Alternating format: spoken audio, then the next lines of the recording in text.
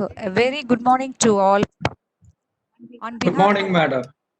Amrita College of Engineering and Technology, it is my pleasure to welcome you all to our live webinar on imparting quality education in higher educational institutes in NAC perspective.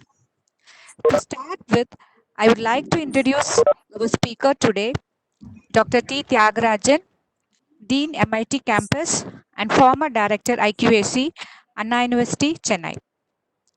Professor T. Tyagarajan is an erudite professor and socially conscious researcher.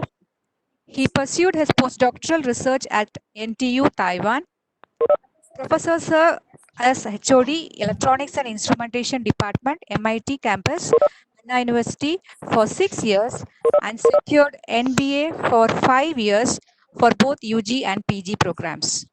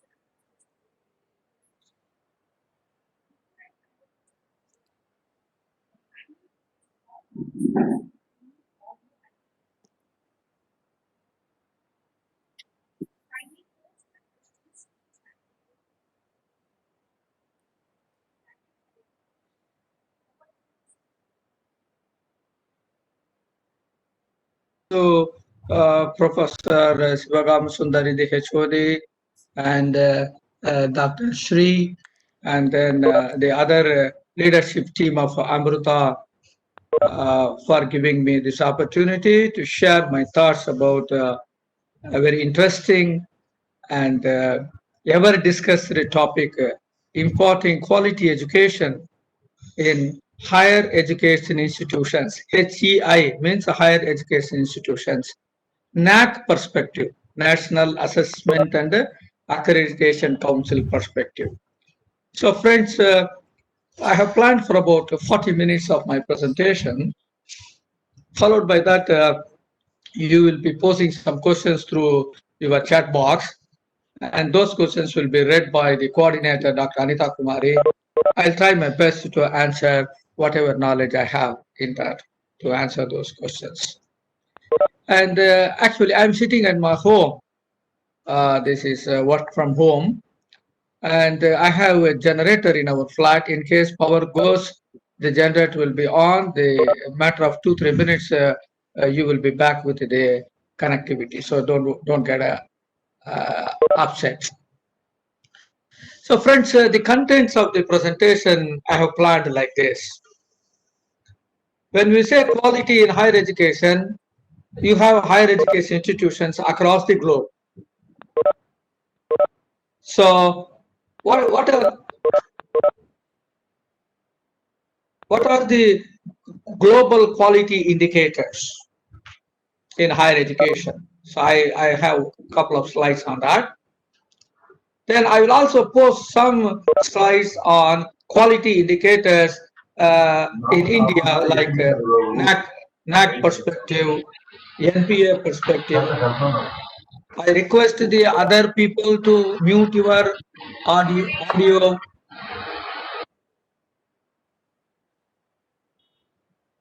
Thank you. And quality indicators in NBA, and then quality indicators in NIRF. Briefly, a couple of slides for each of them. And I will also spend some time on NAC perspective. What are all the quality indicators? And who is going to implement that? Who is going to monitor that? And that is the role of IQAC. So this is what I have planned. I'm getting a lot of disturbances during my presentation. Once again, I humbly request all the esteemed participants to mute your audio and video, especially hosts. I think I'm getting disturbance from the host. Yeah, please request all of them to mute. You can also do that, Dr. Anita, as a host. So next slide, friends. What is this? Next slide goes. Yeah, this is about what is a global level. What is the quality indicator? The first and foremost thing everybody will talk of the quality is quality of the faculty and quality of teaching delivered by those faculty members. That is the first and foremost thing. Then, if it is a higher education institution, we also have equal responsibility towards socially conscious research. So that comes into excellence in research and funding. So that is the second quality indicator. We look at it globally for a higher education institution. The third one, friends, all of you will agree with me. What is the infrastructure we have for teaching, for research, for administration, for students' amenities, faculty amenity? What are all the infrastructure we have? Then comes the governance aspect, autonomous governance, the structure, the delegation of power. So that is playing another important quality indicator. And then the admission process, whether all the stakeholders have the information about the admission process in a transparent way. Are we able to leverage the alumni of the institution? And finally, what is that the institution contributes to the society? So there are 1, 2, 3, 4, 5, 6, 7 criteria globally people talk of when we say this higher education institution imparts quality education. Means these are some of the parameters. Friends, in our school days, we still remember VIBGR, violet, indigo, blue, green, yellow, orange, and red for the rainbow colors. We need not mug it up, we still remember. Similarly, we have this BB Roy of Great Britain for that resistant color code. This trigonometry angles, you have all silver teacups. So similar to that, I have a acronym for this global quality indicator. You can remember TRIGAS, TRIGAS, TRIGAS. Can you see in the center? I'm moving the cursor. TRIGAS. T for teaching, R for research, I for infrastructure, G for governance, A for admission process, another A for alumni, and S for society contribution. So global quality indicator, if you put it in a nutshell, it is TRIGAS. If an higher education institution imparts quality education, any stakeholder can look at these 7 components and see whether quality is ensured. Friends, we'll go to the Indian perspective. Indian perspective, most of you are aware, but still I will recall some of the highlights. UGC, a regulatory body for university, University Grant Commission. There's a NAC, National Assessment and Accreditation Council, is a quality assessment and accrediting body. You also have a NBA for professional educational institutions. You have this National Board of Accreditation. Past 5 years, MHRD has introduced another process called NIRF, National Institutional Ranking Framework. NIRF, National Institutional Ranking Framework, introduced by MHRD, Ministry of Human Resource Development. NAC is National Assessment and Accreditation Council under the umbrella of UGC, University Grant Commission. Then you have National Board of Accreditation. Initially, it was done by AICTE. Now it has become autonomous, and they have their own structure. So these agencies, these bodies, they they they have a specific format which we call SAR, self-assessment report, or SSR, self-study report. So they collect the data from the institution. They also validate that by verifying the documentary evidence. They interact with the stakeholders during their visit. They also go through the facilities available in the departments and then give accreditation, especially NAC and NBA. Whereas NIRF, they don't visit the campus, but they have a few parameters which I will cover it in upcoming slides. So this is about the Indian perspective, friends. When you look at the NAC, they have 7 criteria. What are those 7 criteria? Look at this. I have beautifully typed there. Curriculum aspects, teaching, learning, and evaluation, research, innovation, and extension, infrastructure and learning resources, I mean library resources, student support given by the institute, and what is the student progression in all fronts, not only in academics, curricular, co-curricular, extracurricular, and extension activities. What is the progression of the student? Then comes the governance, the leadership, the proactive leadership, the visionary leadership, the management, and then finally the institutional values and best practices. So these are the 7 criteria which we have under the NAC. And if you remember, in the global parameters, I told TRIGAS, TRIGAAS, teaching, research, infrastructure, governance, admission process, alumni, society contributes. Almost similar to that, you have these parameters. Curriculum and teaching learning together, you call it teaching. Then you have research innovation, infrastructure. So all that, all similar kind of parameters we have. Again, like your WIPGR, if you want to remember this, you simply remember citrus go in. Can you see? I'm moving my cursor here in the bottom red color. I have typed CTRIS, citrus go in. So you know what is C, curricular, T, teaching, and R for research, I for infra, S for student progression, GO for governance, and IN for institutional values and best practices. So if they want to quantify the performance, so they have categorized into three groups. They categorized into 3 groups. Can you see that? Dr. Anita, are you able to see that? Say yes.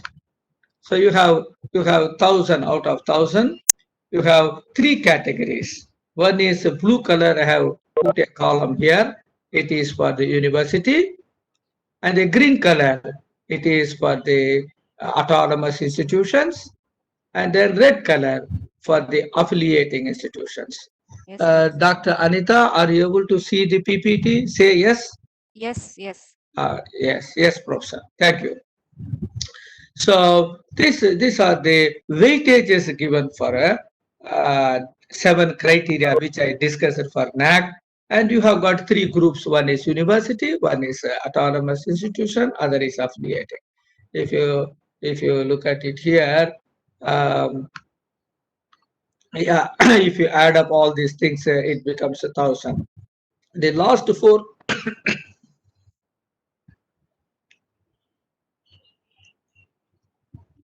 The last 4 criteria, but for this 130, it remains almost same.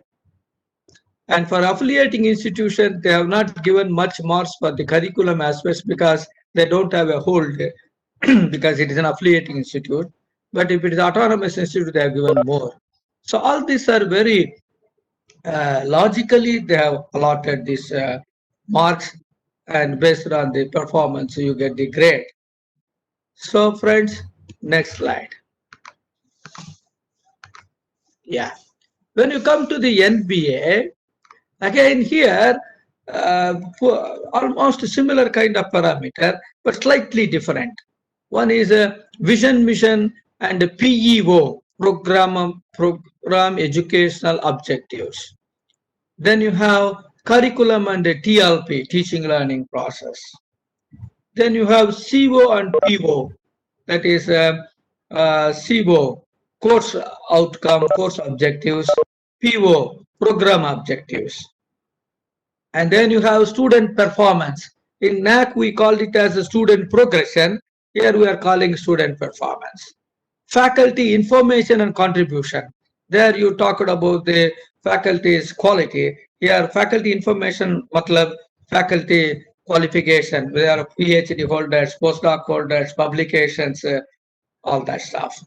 Then comes facility. Facility in terms of teaching learning process like classrooms, smart classrooms, you have the laboratories. Then common facilities like computer center, library.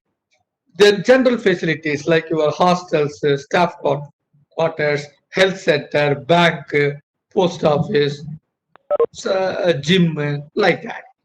Then continuous improvement. Whether you have continuous improvement in all these aspects, or it is only at the beginning of the institution they have spent money and there is progress and later it is not sustained. So they have marks even for the continuous improvement. Next, one more slide tells you about the another three aspects. First year details, student support system.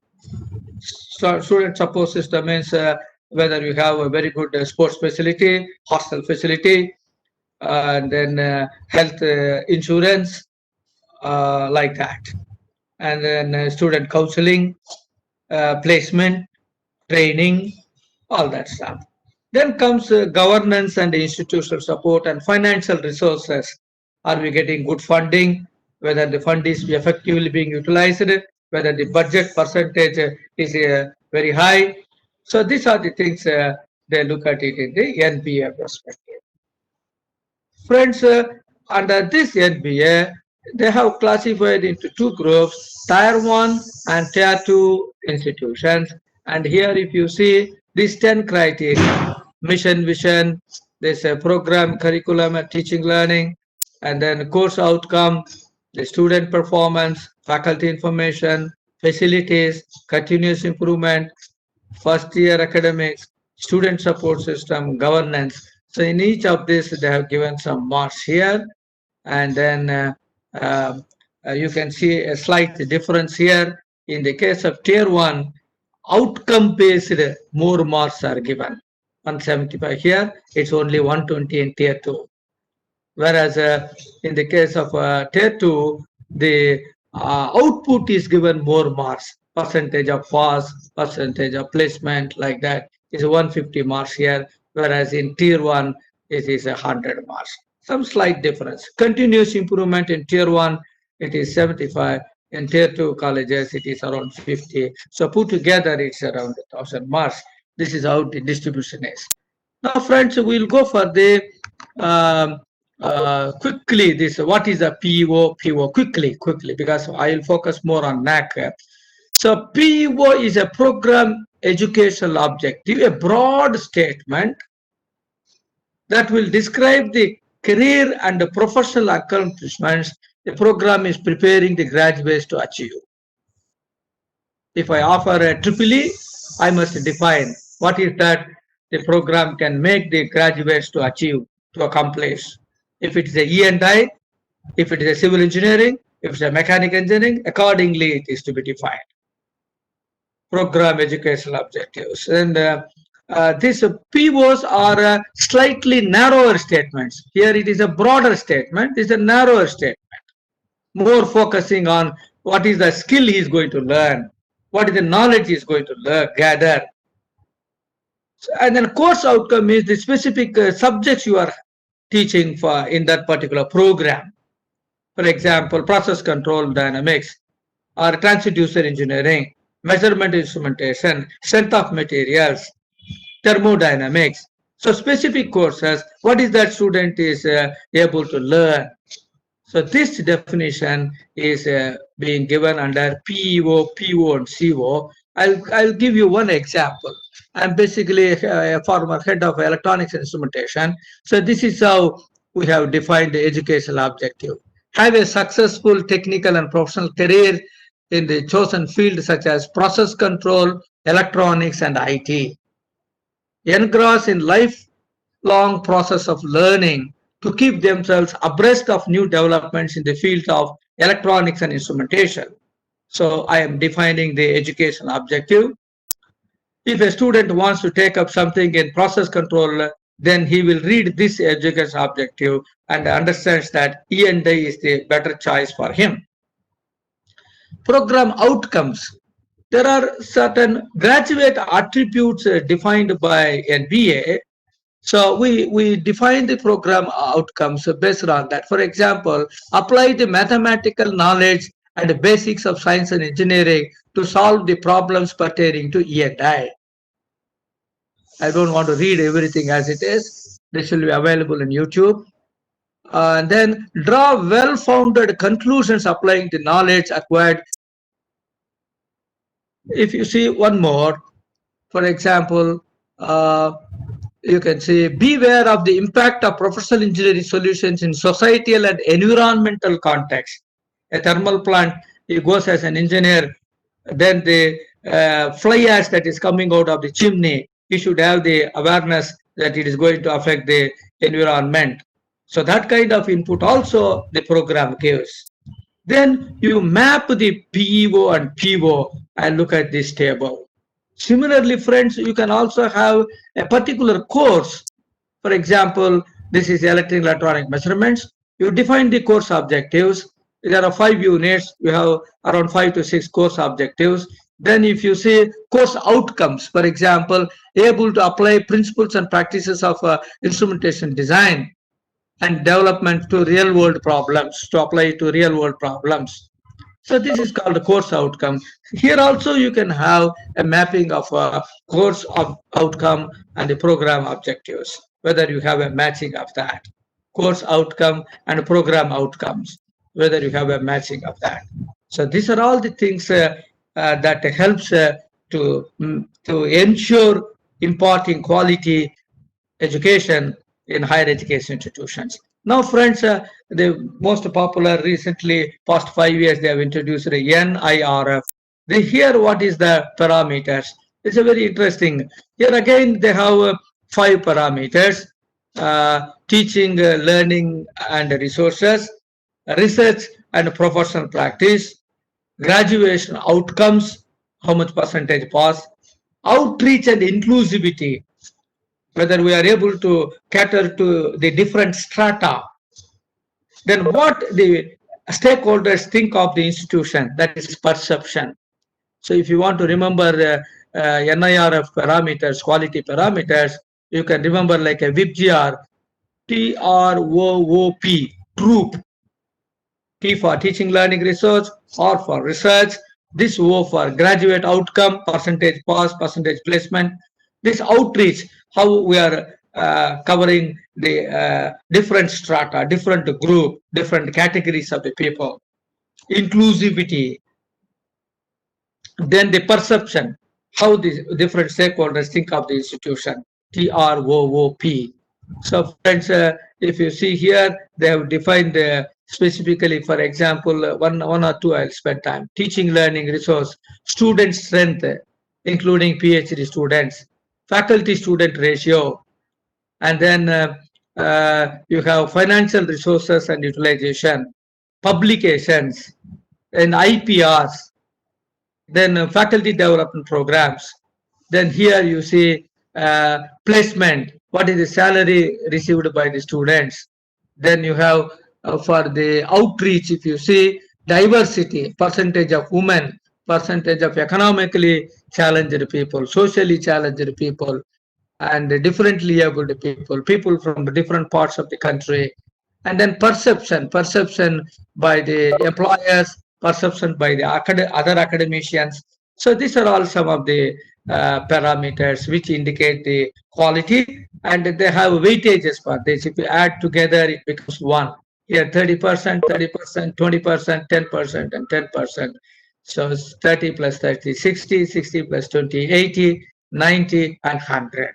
So friends, this is what is in a nutshell. Um, you have the quality indices under different categories. Dr. Anita, how much time is, what's the time elapsed now? It is 10:40? 10:53, Professor. 10:53. Okay, so it took nearly. Okay.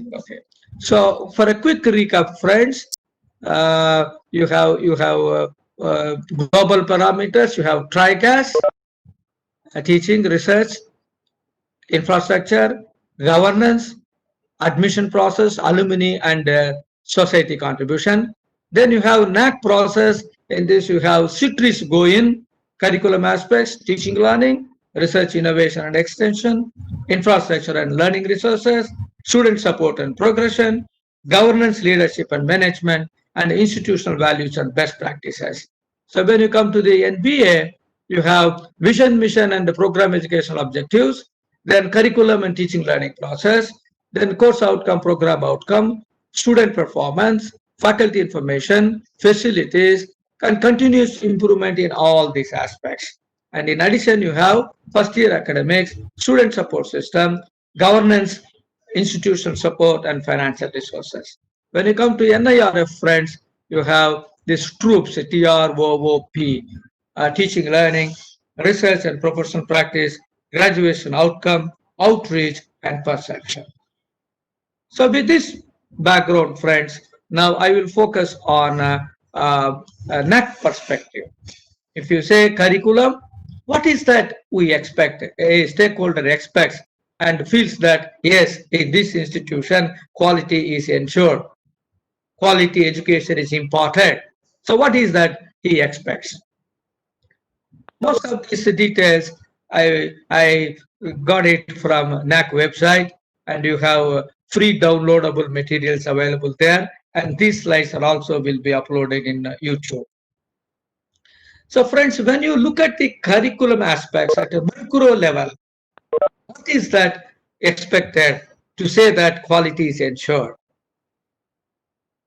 While you are designing the curriculum, our students are to get placed, whether it is a core industry, whether it is a IT industry, whether it is a R&D organization, whether it is a government organization, our student should be readily available once he clears our program to suit to the needs of these agencies, organizations. So whether employability is taken care in curriculum design, and this student, he may join as a scientist, he may join as a teacher, he may join as a graduate engineer trainee, but his career path brings him high up in the ladder.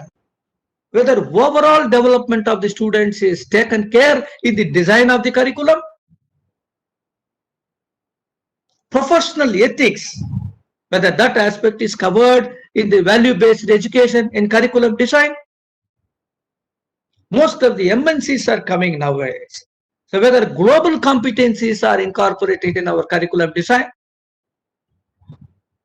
whether the stakeholders like parents, alumni, the employers,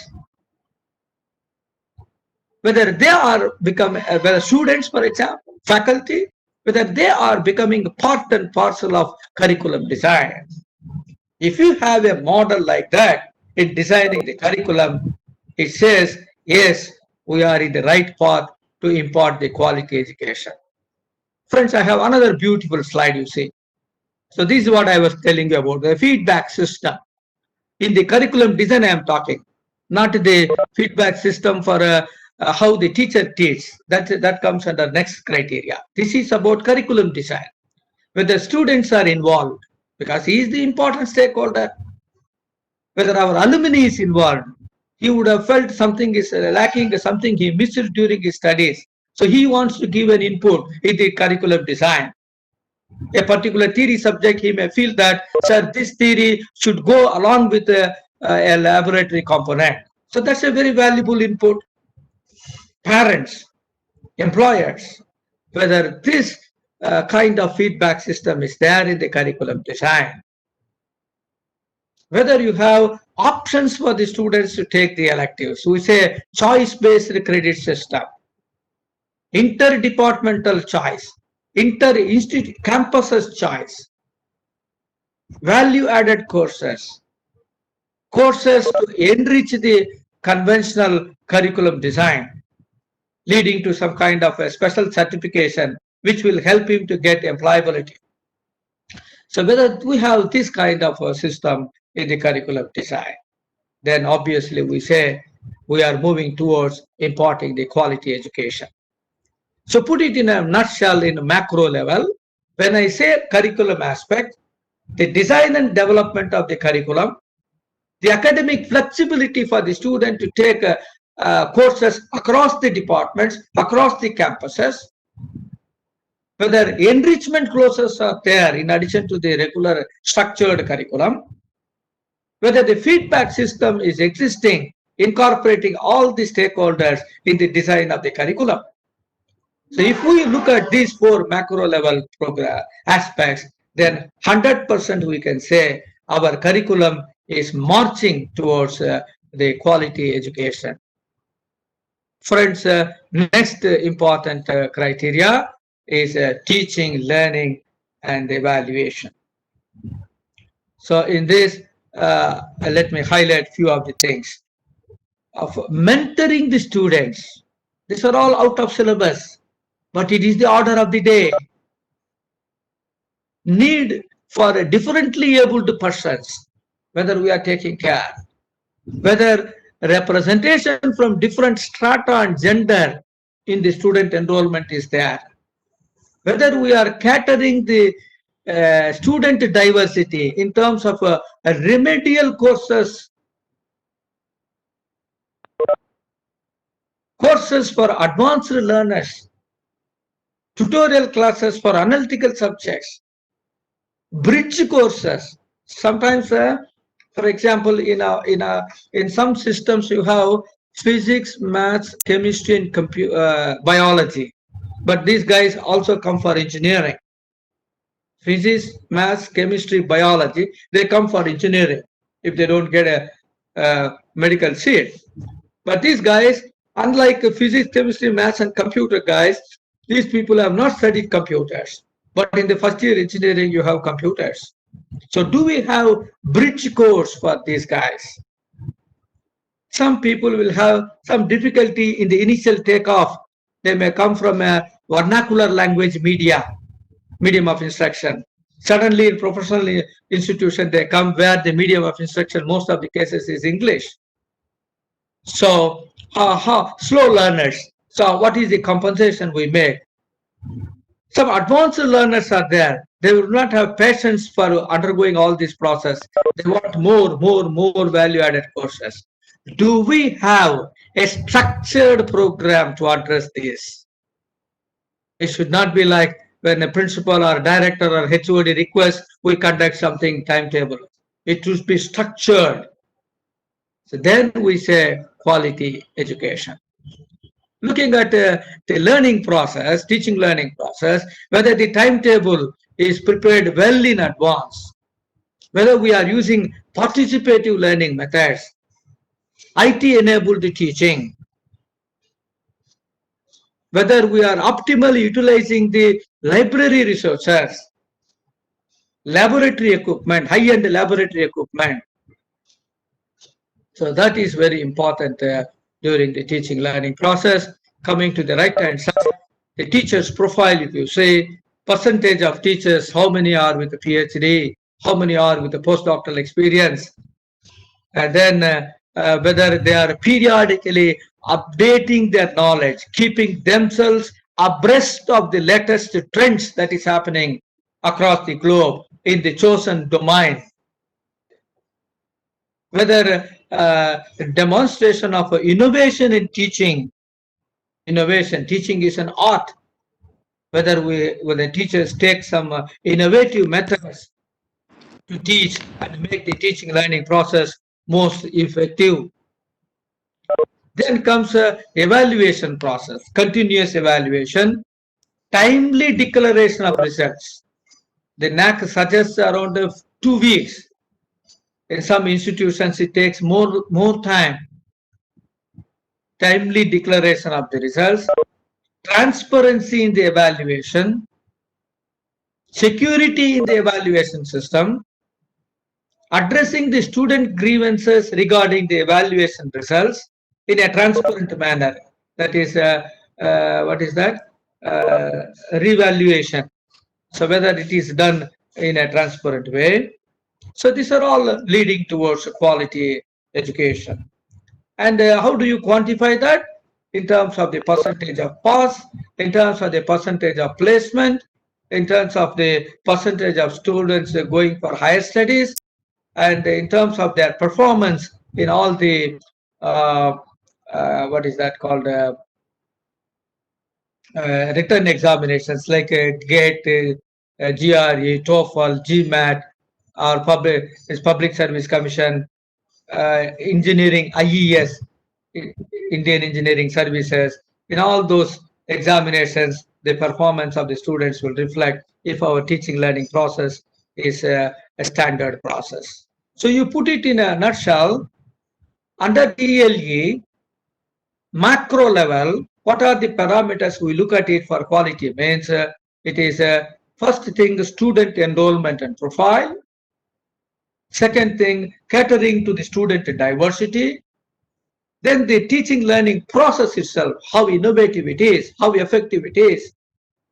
Then the profile of the teachers who deliver the teaching. The transparent evaluation process. The performance of the students in the academics, in the co-curricular, extracurricular, on-campus placement, in the written examinations. So these are some of the things that will ensure quality education. Friends, we are moving to the third criteria.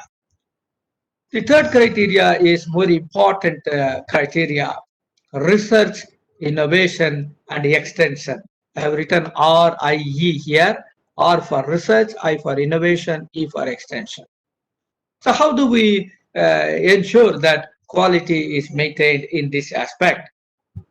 So let's take in the right hand side here. Quantitatively, you can see what is the H index of the individual teacher. H index means, for example, my H index is 30. That means 30 of my papers are cited at least 30 times. So that is a very important index. It can be calculated individually, it can be calculated department-wise, it can be calculated institution-wise. Then the publications in the reputed refereed journals, you can check the impact factor. What is the average impact factor? Whether patents are being granted, any national and international awards, and presentations in some top-class international conferences. So this gives quantitatively the research publications and awards. Coming to the ecosystem, whether we have a sustainable, innovative ecosystem to maintain quality research and development. For example, innovation hubs like your Atal incubation centers, like your research parks, technology business incubations, establishing research centers with funding from industries, and promoting of research. If you look at it in the left hand side, whether the institution provides some seed money for the young faculty to start their research, provide high-end equipment to, if not 24/7, at least beyond office hours, for the faculty, for the research scholars, for the motivated students, to pursue socially conscious research, whether financial support is given for the scholars and the faculty to go present papers in the conferences, whether there is a structured research committee to give direction, to have a comprehensive roadmap with action plan. We have a research committee, maybe consisting of senior scientists from R&D organization, a scientist from R&D wing of an industry, and our own senior leadership team, whether there is a structured committee who sits at least thrice in a year, gives direction, takes stock of reviewing what are the activities happening, and then giving a direction how to proceed further in terms of mobilizing funding through internal funding, extramural funding. So this, again, if you look at it, another aspect is consultancy, industrial consultancy, internal revenue through the industrial consultancy, then all kinds of extension activities, collaboration with the local industry, with the reputed industries, national organizations, national R&D organizations, international institutions, whether we have R&D collaborations. So put it in a nutshell, the procedure for promoting the research, the mobilization of the funding through extramural funds, the sustainable ecosystem for nurturing innovation, the quality publications, H index, Written index, impact factor, the consultancy, and then the collaborations with the top class R&D and the academic institutions in R&D areas. So these parameters will give an idea how the quality education, quality R&D is important in higher education institutions. Friends, so far we have covered three important aspects: curriculum aspect, teaching, learning, and research innovation. And the next one is infrastructure and learning resources. When we say infrastructure, most of the time I'm also a NAC assessor. When I go around as a NAC assessor, people claiming their SSR, we have smart classrooms, 100 smart classrooms, 80 smart classrooms. When we go and visit a smart classroom, hardly it will be seen one LCD projector and one internet connection. So definitely that alone cannot constitute a smart classroom. Look at the list I am giving here: document camera, interactive whiteboard, interactive projector, and then multimedia pens, digital camera, wireless microphones, digital podium, feedback tool, cloud-based communication system, OMR scanner. Oh, the list is endless. So if you have that kind of facility, then you claim it as a smart classroom. So when you say hostel, in a hostel, again, it will be a challenge to have only one or two in hostel rooms because of several constraints. But still, if you want to maintain high class quality in infrastructure, you should have hostels with a less number of people, maximum of around two, with Wi-Fi connectivity, with a parking facility, canteen facility, generator facility, nice restrooms, good landscape, good approach roads, connected with a health center, cooperative stores, bank, post office. So these are the kind of things in infrastructure. If you can provide to students, then definitely we say quality is maintained. When you come to the library nowadays, it has taken a lot of sea changes after the explosion of a digital technology. OPAC, that is an online public address catalog, that is OPAC systems, user-friendly information retrieval, reprographic facility, networking with other libraries.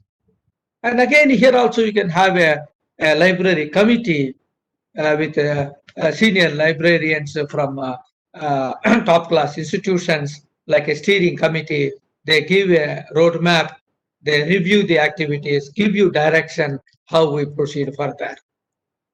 So when you say infrastructure, it also includes IT infrastructure, computer access to the faculty. Every faculty at least must be provided one computer, and students and computer ratio, that also they see.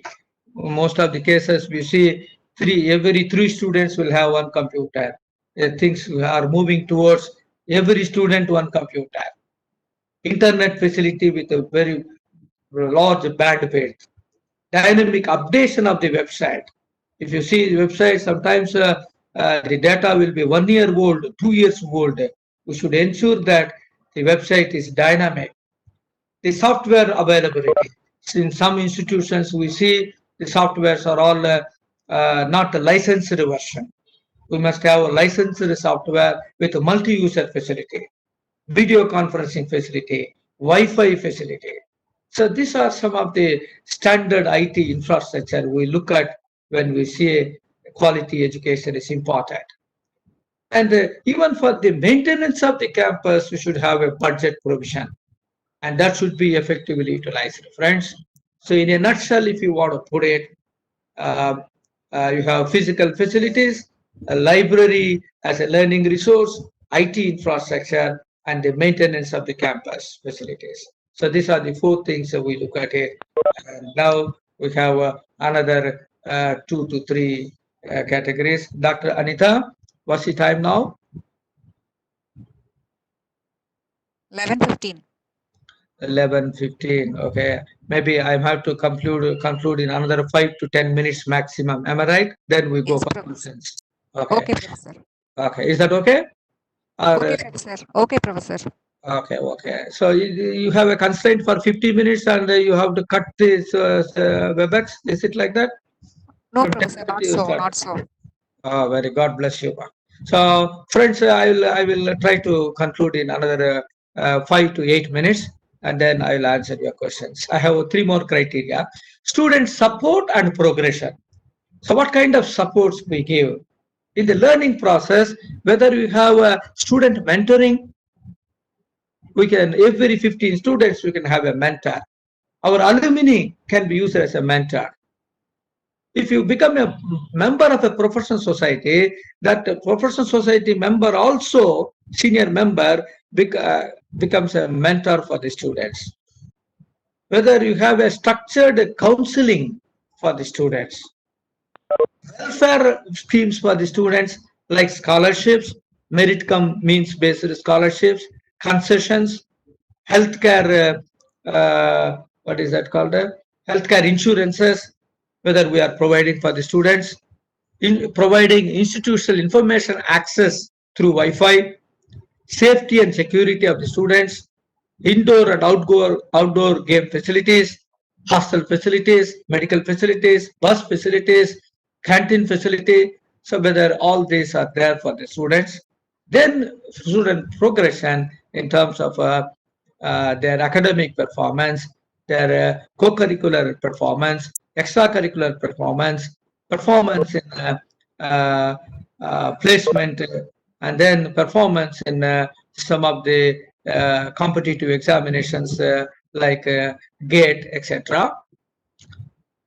Okay, okay. So in a nutshell, if you want to put it, when we want to check quality education, student support mechanism, student progression, participation of students in various co-curricular, extracurricular activities, and how alumni is engaged, how alumni support is leveraged. Now comes last but one criteria, GLM, G for governance, L for leadership, M for management. The organizational structure, demonstration of effective leadership, visionary leadership,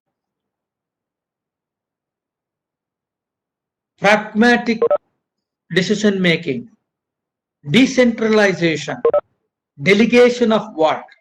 So these are some of the things that are looked at in the leadership aspect, and whether we have a strategic plan, action plan, 5 years plan, 10 years plan. In 5 years, I want to make all my programs permanently affiliated. Next 5 years, I want to become an autonomous institution. In next 5 years, I want to become a deemed university. Next 5 years, I look for a institute that is what is that IOE, that is institution of eminence. Or if you want in terms of accreditation, I want to get NAC A double plus. NIRF, I want to be in top 50. NBA, I want all my programs 6 years NBA. So this kind of strategic action plan with pragmatic timelines. That is what is looked at, friends. So if you want to put it in nutshell, this is what we look at it in governance, leadership, and management. And now comes the last topic is last criteria: institutional values and social responsibility. We have a lot of responsibilities. We cannot keep society away and think society, higher education institution, part and parcel. So how do we ensure that? Whether the students going out, we have inculcated the professional ethics, whether students while getting admitted, whether we have taken care of the gender equity, inclusiveness, whether we have taught them environmental consciousness. For example, green computing, energy conservation, water conservation, use of renewable energy, rainwater harvesting, effects of carbon neutrality, plantation, hazardous waste management, e-waste management, all these people say it is out of syllabus. Then who else will teach them? It is the higher education institutions' responsibility to teach our students that these are all the order of the day. That's why we call it social responsibility, institutional value, professional ethics, straightforwardness, honesty, dedication, commitment, loyalty. All these are out of syllabus. But it is our institutional responsibility to see that the products of coming out of our institution, they should have the awareness of all this. Rainwater harvesting, green computing, e-waste management, plantation, and then energy conservation. So these are some of the things, friends. So best practice. Okay. So who will take care of all these things? You should have a NAC suggests internal quality assurance cell.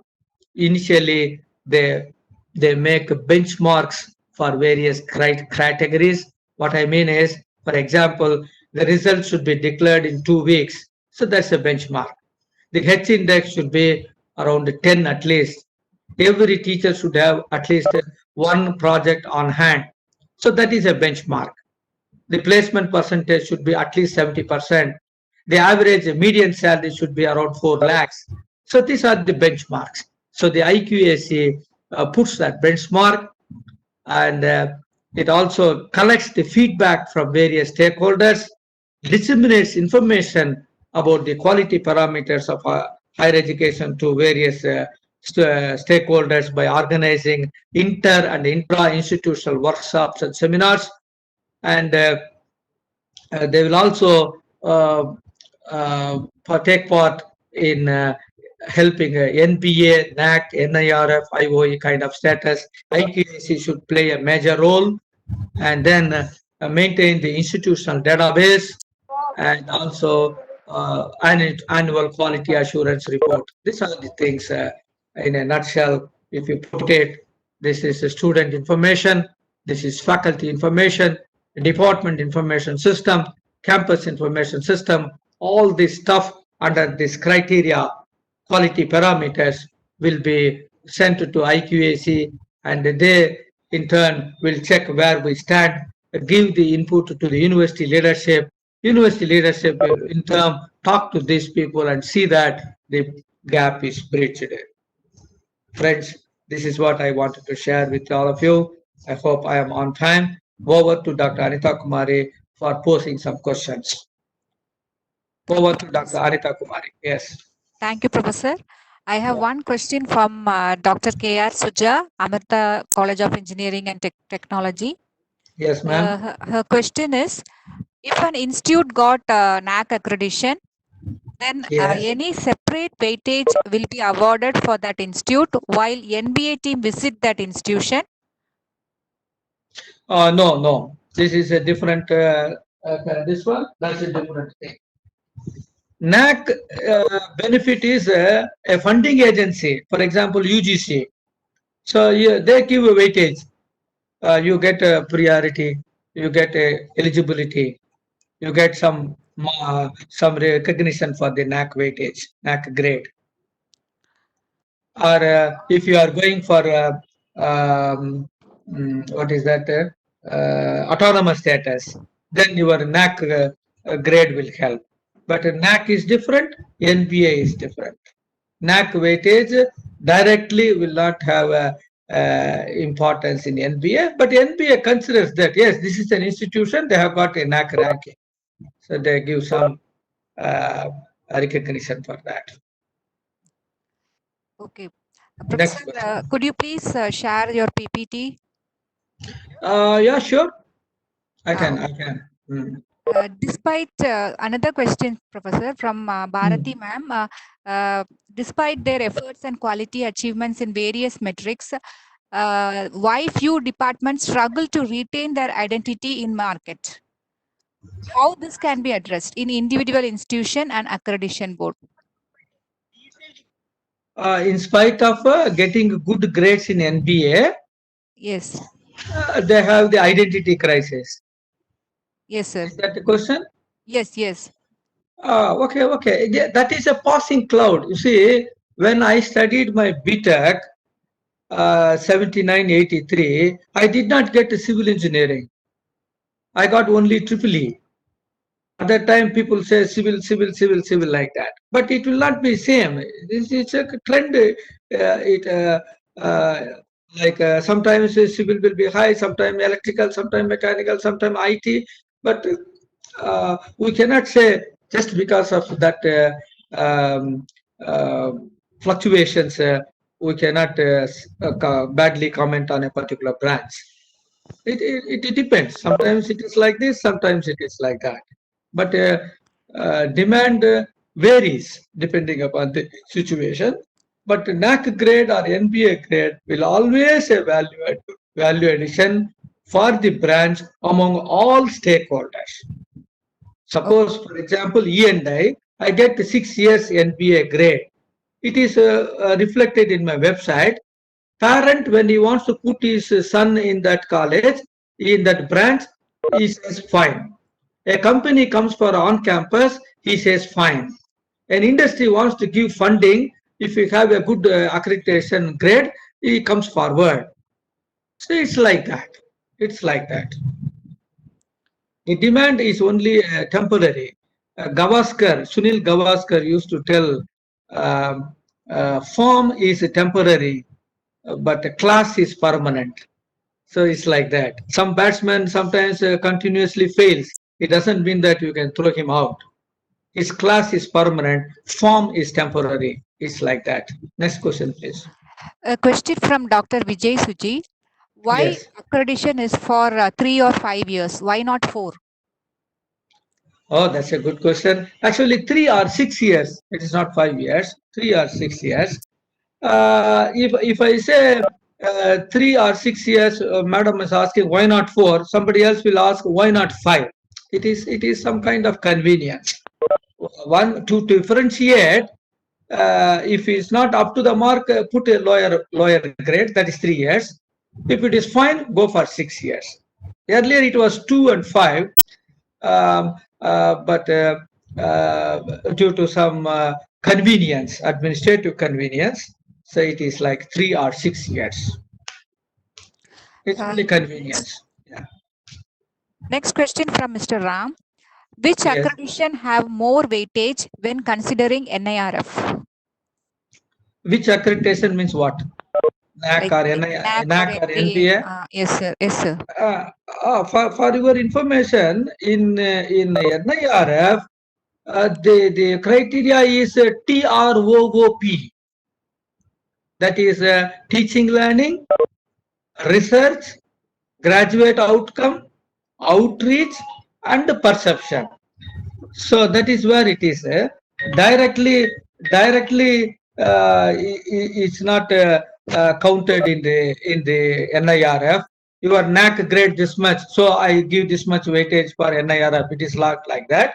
But under perception, where he collects the information from other academic institutions, R&D organizations, employers, they give a good perception because you have a NAC score, because you have a NBA score.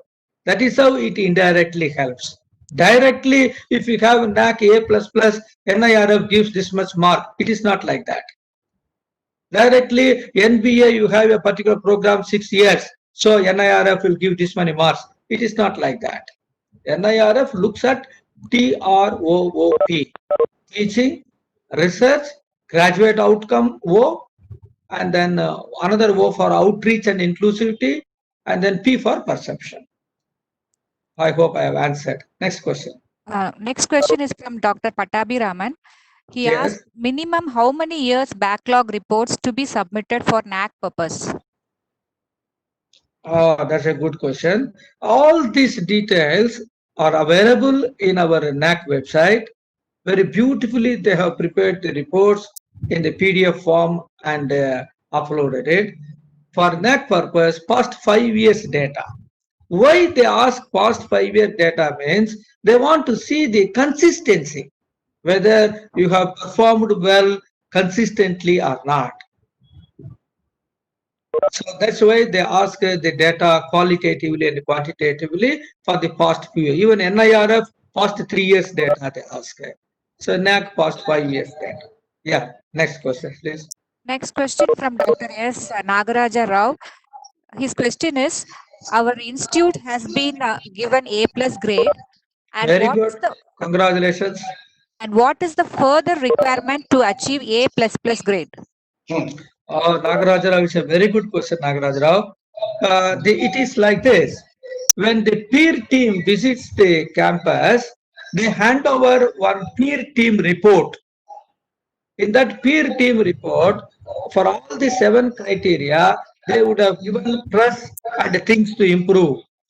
Even at the end, they give 10 important points, observations, positive as well as things to improve. So you have to take that document and see that you take efforts to improve in those parameters. Then when they come for the next accreditation, cycle 2 or cycle 3, you get a better grade. Good question, Nagaraj Rao. Next question, please. Next question from Mr. Srinivasan. In I NAC, request other participants to keep your this one muted, please. Thank you. in NAC, Hmm. criteria 7, whether the Hmm. quality audit of environment is needed every year. Yeah. If you do that, it's fantastic. Quality audit, yes. Even food safety audit is there, and then this building safety, this lift safety, and then what is this green audit, environmental audit, solid waste management audit. If all those things are there, you are perfect. So it adds value to you. Next question from Mr. Lagusani. Is there Yes. any points in the NAC assessment for faculty welfare provided by the institute? Yes. Welfare schemes. For example, if we are giving some loans for buying the for educational loans for the children, some welfare scheme, or if you have staff quarters given to the staff, if you are providing a vehicle for the faculty to come and go, those you have some health insurance.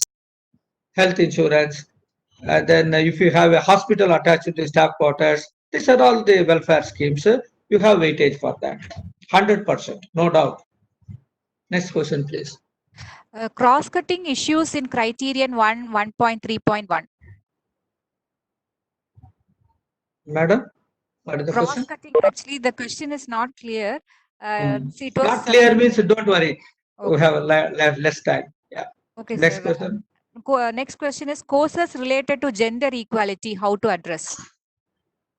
Courses related to gender equality, how to address na என்ன புரியல எனக்கு. For example, if it is a mechanical stream, girls are not joining. Is that like that?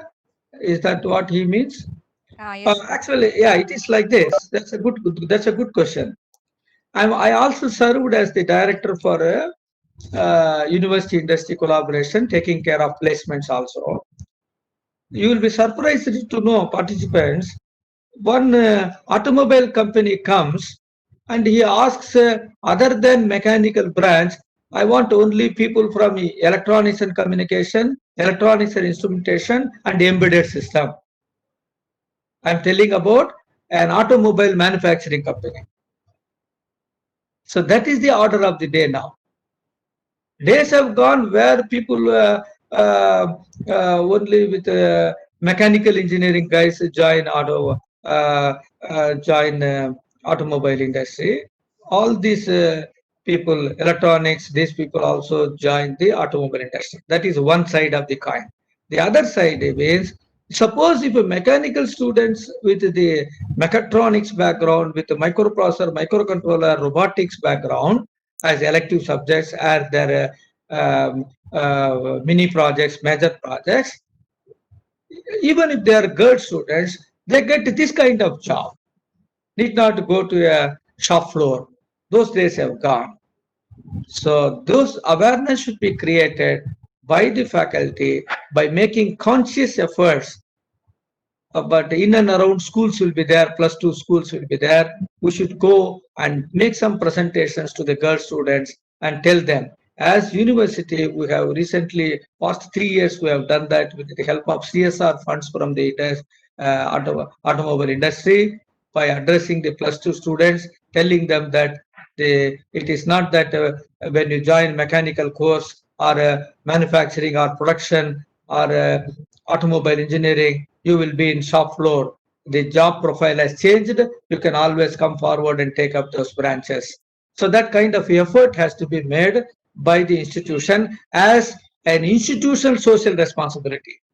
We say corporate social responsibility, like that institutional social responsibility. We can create awareness among the government schools nearby by presenting the cases. In fact, what we tried is we brought some senior people, ladies who are occupying good positions in mechanical stream. They addressed these girl students. So that kind of effort you can take it to address this issue. Very good question. Who has asked this question? Very good question. How do we address the gender equality in some of the branches like mechanical stream? Very good question. Next question, please. Next question from Dr. Sheikh Sahib. Hmm. Why most of colleges not going for ABET? It's out of syllabus question. I'm going to talk NAC perspective. Okay. I'm going to Okay, talk Professor. NAC perspective. Okay, There is no end. There is no end. You can go for QS World Ranking. You can go for Times Higher Education Ranking. There is no end. But we make a humble beginning first. First, go for NBA if you are a professional institution or NAC, then get some NIR score. So like that, step by step we can. Nobody will stop her, but still, if you make that kind of thing, maybe to attract the global students, they go for it. okay, We can Professor. go. We can go. Yeah. Thank you so much, Professor, for your patience answering to questions. Hmm. Now I hand over to my HOD, Dr. Shivagama Sundari, to convey the vote of thanks. Okay. So one more question: how to address the feedback from stakeholders? Like, there's one question. Just read that question. How to address the feedback from stakeholders? Like, something has come. Okay. Whether you like Okay. to answer it or Yeah, what is the question? That's an interesting question. How to address the feedback from stakeholders like employees in designing the curriculum? That's a good question. Yaar ketanga, who is that person? Who is that person? HOD mechanical. Dr. Kupusamy. Okay. That's a good question, Professor Kupusamy. How to address the feedback from stakeholders like employers in designing the curriculum? We have to look at this in two aspects. One aspect is if you are an autonomous institution, you have the provision to incorporate that suggestions in designing the curriculum, in designing the contents of the particular course. But if you are an affiliating system, you always say that we have no provision, only university does that. Here, my suggestion is we can give that suggestion given by the employer as a value addition course. Whether it is there in the curriculum or not, we don't worry. Our students should get the benefit. So the suggestions given, for example, you include DCS and PLC. So you can collect the contents from that person who is given the suggestion. We can invite him to deliver a lecture for 5 hours on a Saturday, and coming Saturday and next Saturday, 15 hours. It becomes one credit course. You can give a certificate by your own college principal and the person who delivered that lecture. If you are an affiliating institution, if you have no provision to change the curriculum, this is my suggestion. I think Dr. Kupusamy got the answer. Okay. I think we can wind up with Dr. Anita. Okay, Professor. Now I hand over to my HOD, Dr. M.S. Sivagama Sundari, to convey the vote of thanks. Yeah.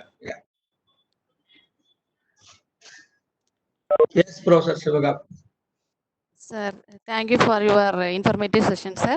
So, a Okay. very good morning to one and all present here.